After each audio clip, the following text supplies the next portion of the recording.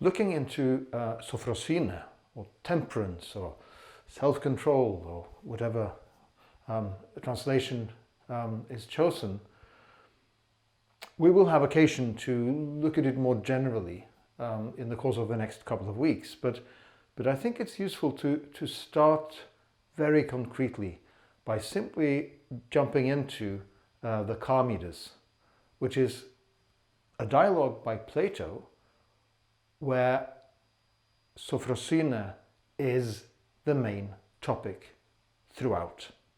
So it's actually analyzed, it's discussed, and there are many difficulties with this dialogue, but I think it's a good place to start. And in order to approach Plato as best possible, it is important to keep in mind that there's always at least three levels in play in Plato, pretty much, at all times. So on one level, which is of course philosophically very important, there's argument.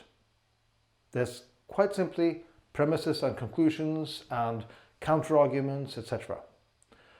And that of course is central to a philosophical discussion. But there is also the discussion itself. That is to say, there is dialectic going on.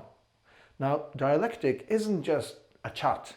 Dialectic is a set of methodologies in Plato for how to do philosophy by conversing in a certain way.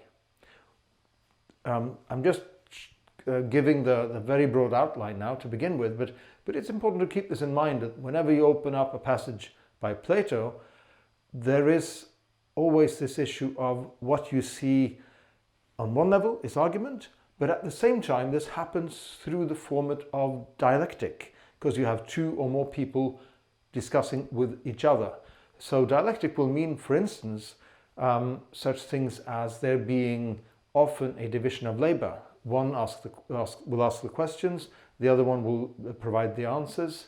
There are certain rules for how to do this, which we'll get back to, but that's interesting and sometimes philosophically at least as interesting as the level of the pure arguments. But that's not all. There is also a third level that is sort of integral into these two other levels, and that's the level of drama. For each Platonic dialogue, it's always the case that it's not just arguments, it's not just dialectic, but there is also always certain people talking together in a certain situation. Each of them is a certain kind of character. Each of them perhaps is more or less famous from real life, like Socrates, not least.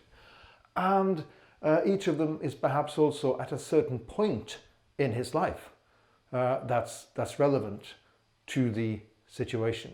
So, in other words, we have drama, dialectic, and argument. All of these three levels need to be seen together when we're reading Plato.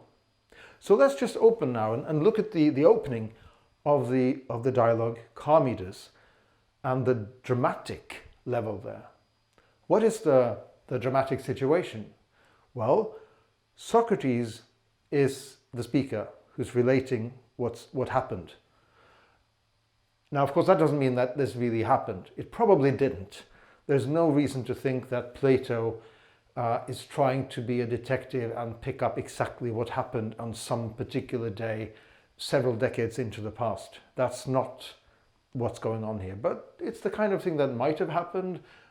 People who knew about these things would perhaps recognize certain features, certain arguments, etc. So there is something to it, but it's not, as has been often stated, Plato is not a newspaper reporter. So this is not a historical document in that sense. But there is a historical situation and a historical setting here. And that is Socrates just returning from the war, or from a battle, from a campaign. So that's already interesting, because we now hear about Socrates returning to town after having been out at Potidea, which was a pretty fierce battle and a siege, and also the start of the big, long drawn out and horrible Peloponnesian War. So for the original readership, this would trigger a lot of things. Speaking of Potidaea, would immediately fix the situation to the reader, and also there would be a historical sense to it. First of all, a reminder that Socrates isn't just a quibbler or a philosopher or speaker and discussant. He's also a warrior. He's a soldier who's just at this point returned from risking his life for his city. And we have from other sources, other texts, descriptions of him doing it in a way which is, in fact, very sort of temperate and virtuous in many ways. So that's part of the framework. But there's also more. There's also the fact that the Potidaea campaign was in many ways what led up to and started the Peloponnesian War, which will have wreaked havoc both in and among cities for like 30 years right after this. So the idea of Potidaea is at the same time the idea of the horrors of war, the bad things that this would lead to, and that the characters at this point couldn't possibly know. They couldn't possibly know that this was the beginning of all of that trouble, all of that pain, all of that conflict. And perhaps also even something about futility, about certain things, unwise decisions having been reached. And that's the background for rushing out and going to war or starting campaigns against other cities. Also, perhaps even a bit of cruelty, because in this situation, what happened in the slightly bigger picture is that the Athenians did take Potidaea, and also by the time you're reading the dialogue, the war is over, and not only that, but Potidaea is again no longer Athens belonging anyway. So it's like this big painful process ending up with nothing or with less than what you had in a way. So there's a lot of meaning in the very fact that he's coming back from Potidaea, and it's been a dramatic thing. Friends of theirs have died, etc. And all of this is what they talk about at the beginning. So that's important. Another thing that's important is that they meet at the palaestra. Now this is pretty much a sort of a mini gym in an ancient city. The core activity would be wrestling and boxing. Also, this would at the same time be a place for socialization, for meeting people, and for instance, for having discussions like the one that we see in the Charmides. So the very place has a lot of significance. This kind of place is a place for physical training, for health, which becomes a big theme in the early parts of the discussion. The kind of training that we're talking about is in one way, it's very much for the community. It's working for the community. Keeping yourself fit isn't just a sort of egocentric thing to the Greeks. It was a duty because, like Socrates has just done, you will serve the city. At some point, you will probably be asked to go out and fight for the city, and keeping fit is an important part of that. So there's the community. There's also, excuse me, there's also the actual community at the place, because that's where you meet friends and you hang out, you talk. And also, at the same time, of course, the kind of training that's done there is both together for the community, but it's also, in a way, it's conflict. I mean, it is a competition. When you're wrestling, it is ultimately about winning and having the other guy lose. So there is this background of quite a few facets of meaning that's at the background of this very situation. And there's even more too, because when we look at the people there, of course, Socrates is with us from the start, or rather we're with him. But the two people who are the main characters here are, of course, Charmides, from whom the dialogue has its name, and Critias. Now, at this time, they are, Charmides is almost a boy. He's sort of on the cusp of manhood. And Critias is a young man, late 20s, perhaps around 30, something like that.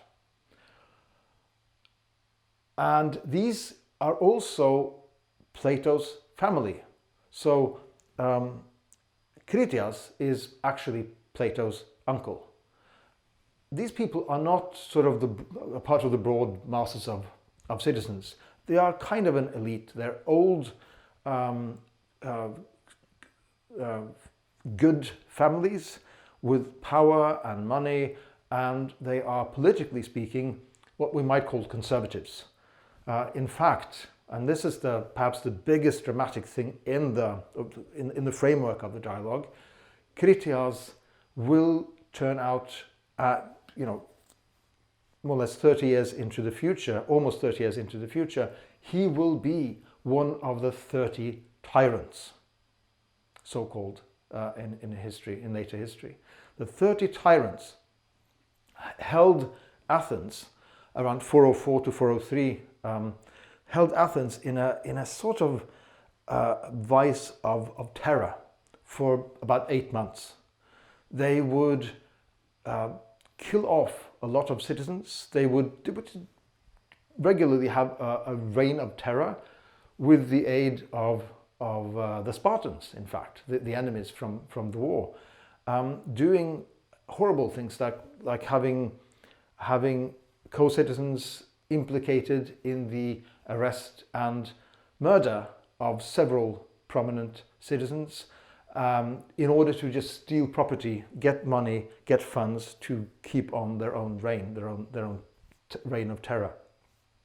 In the background there, somewhere, there was an idea of the democracy not having worked out very well, and we've already been reminded of that, because who decided to start this conflict with Potidea? Who decided to get into and let escalate this whole thing called the Peloponnesian War?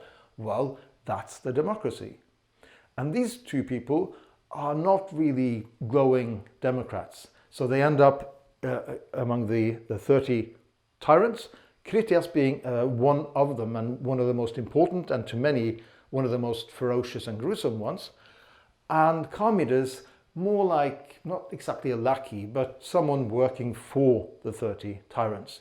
And both of them, Charmides and Critias, will actually be killed in the civil fighting, the civil war going on in Athens, more or less, down in the Piraeus in 403. So there is, and all of this to the original audience will of course be straight in place when they read the first few lines of the dialogue. And now we've got it too, as the dramatic background. And all of this of course is immensely relevant to questions of sophrosyne, of temperance, of control, of harmony, of knowing your part, knowing your role. And also it shows off the relations between the individual and the city, because these are political agents, these are political people.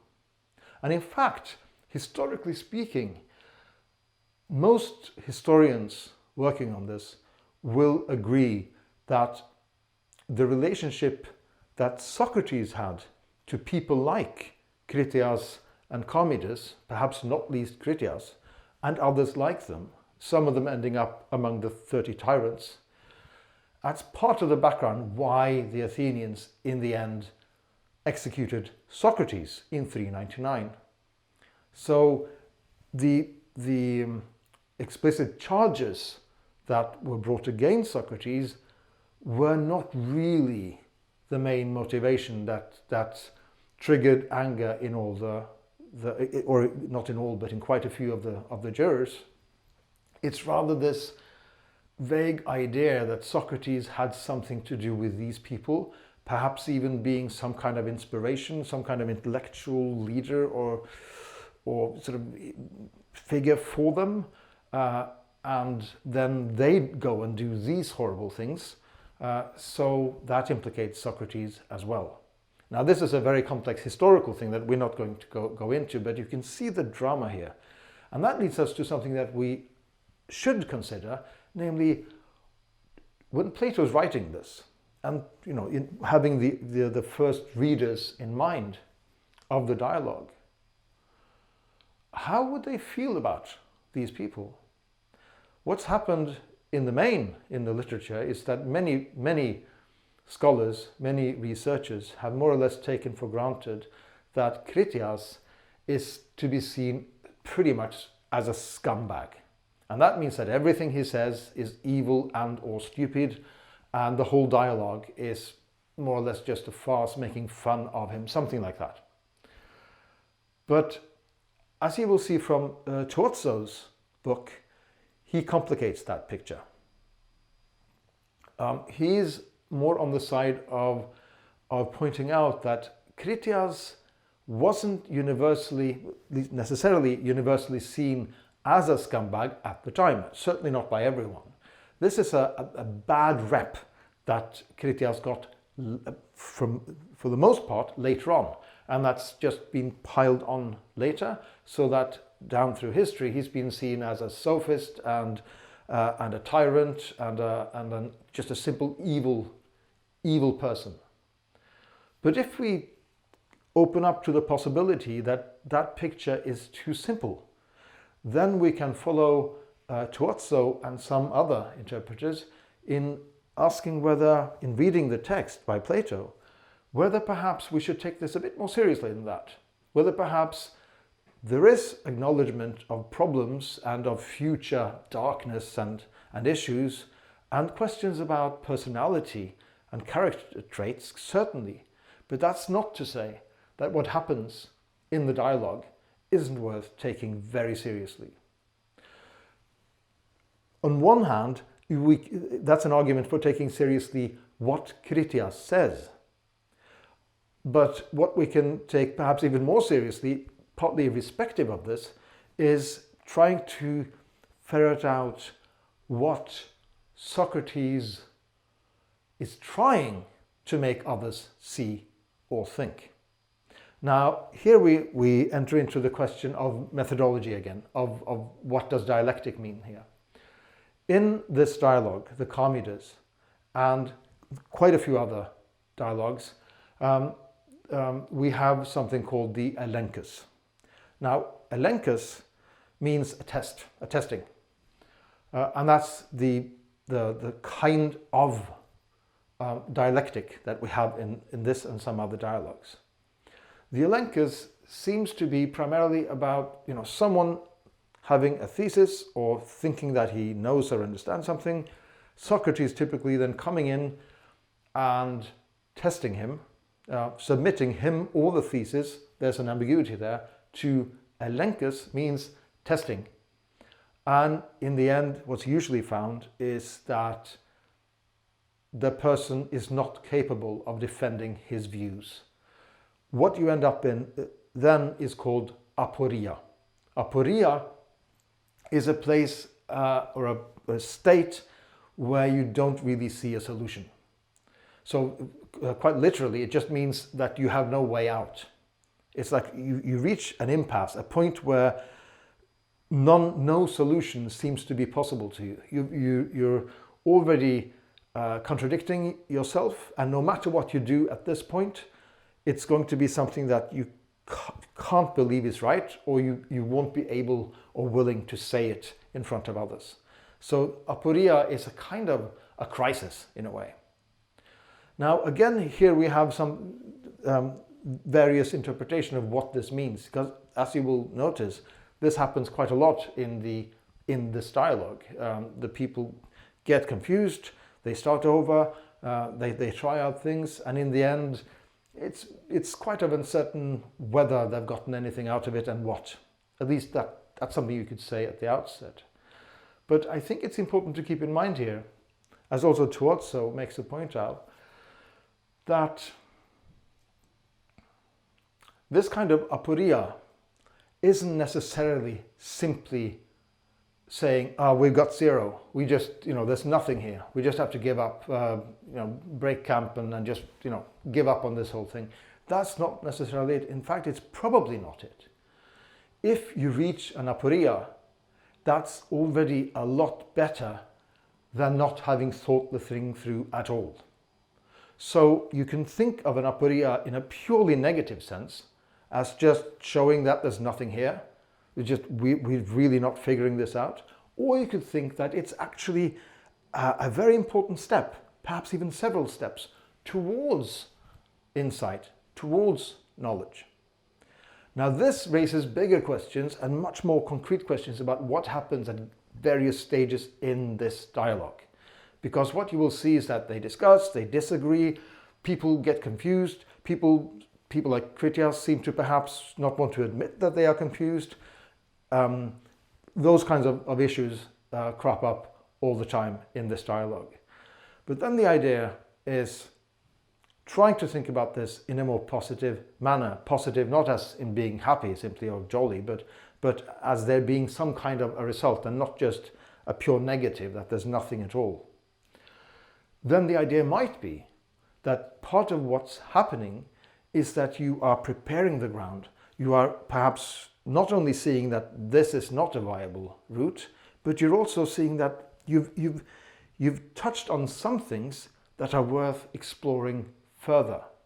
And if you notice how Socrates sort of juggles the arguments and the people in the dialogue, if you think of it like this, he's not just out to simply confuse people just for the fun of it, or just because confusion in itself should be the end of the road. He might be trying to criticize in such a way that he forces people to think further. Now, one way in which this probably happens in this dialogue is that even if someone comes up with a thesis or a suggestion that's got something for it, what Socrates might do then is to just seeming to crush it entirely. But it doesn't mean necessarily to crush it entirely. What he's pointing out in his criticism is that you've been too quick. You've been too one-sided. This issue is more complex. You need to think of other sides, other dimensions, other considerations as part of it, which is not to say that the part we've been looking at now is nothing, but it's to say you need to back up a little, see these things more as a whole, and then we can move forward again.